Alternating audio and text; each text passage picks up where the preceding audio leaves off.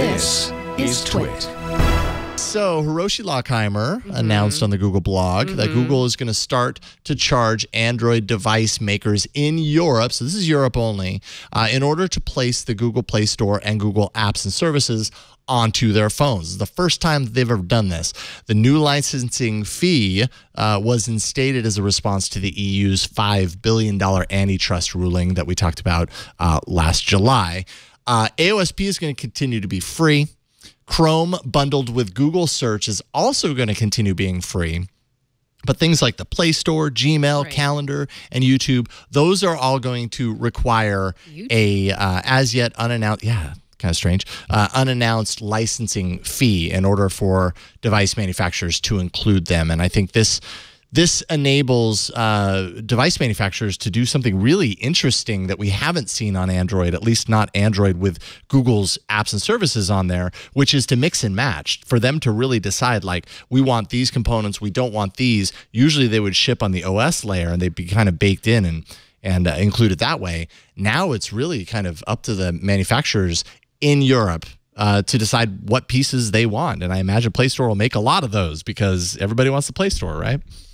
And also for the manufacturer's going to decide how much more they're going to charge the end user. So good job, Europe. Yeah, right. You know, I mean, you have to imagine that if there's licensing fees suddenly being charged, like, they're not going to, the manufacturers of the devices aren't going to be the ones to pay that. It will probably roll off onto the consumers. And they're already very expensive overseas. Yeah. All the devices. Yeah. So if only we knew someone who lived overseas. Yes, I was going to say. Anyways, next story. Oh, wait a minute. No, Mateo's there. I want to hear Mateo's side of it, because, I mean, this is going to affect you. We're fine. It is, and I'm saddened by this. We already discussed this when the original judgment was passed earlier this summer, and I was unhappy then. I'm just as unhappy now.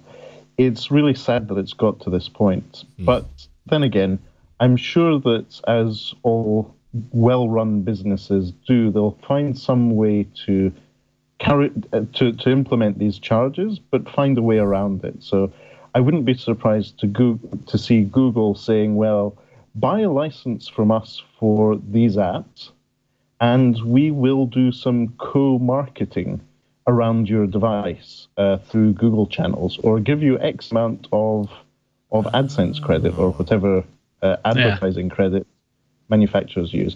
This isn't uncommon in other areas of business, so I wouldn't be surprised to see this happen in this instance as well.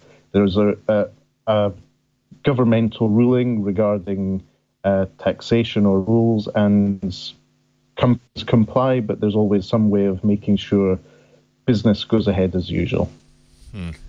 Yeah, and the other question around, Jason, you mentioned how they'll probably go for the Google Play Store because everybody wants that, but is this an opportunity for an alternative Google Play Store with a European flavor to emerge? Very well could be, right? Anytime something like this that has been this way for so long, anytime that's disrupted, that's always a window of opportunity for someone to come in and possibly get involved. Although they're going up against, you know, the gorilla in the room, which is Google. It's really hard to compete.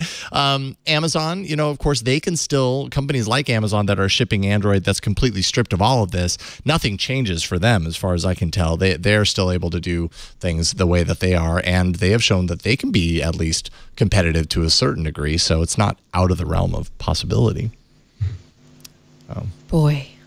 Boy, exactly. Boy. These changes are going to begin October 29th, so not long. Starting soon. And also should be noted that Google is appealing. They are still in the process of appealing this decision at the EU, so it's possible, I don't know how likely it is, but it's possible that something gets reversed and at some point they would have to change things.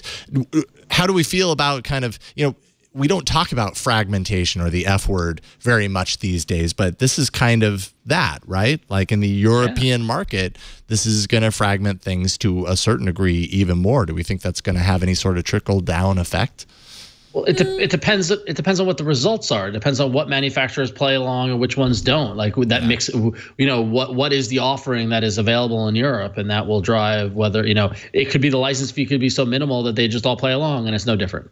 Yeah, Samsung will be fine. They've got all their own versions of everything anyway, so they could just be like, "Oh, this is great." Well, finally, people will only use our stuff. So that'll be a win for them. I don't know if it'll create fragmentation among people as much as it'll create fragmentation for Google. Because it's gonna fragment its services across the world, and it's gonna have a different impact in different regions based on this. And so it's almost like maybe Google should start thinking about something else. Well, or it's going to become a problem elsewhere. Well, yeah. If it does, like we're kind of on the cusp of seeing some of these moves here in the U.S. Right? Yep. Like this is kind of bubbling up. This could serve as the template for if and when that happens. Right? If the ish really hits the fan, this could be that template, and they've kind of done that work in advance, and this gives them a chance to kind of ramp up and develop that out whatever way it's going to go. So I guess I don't know how this works, but I mean, this isn't going to affect those of us visiting?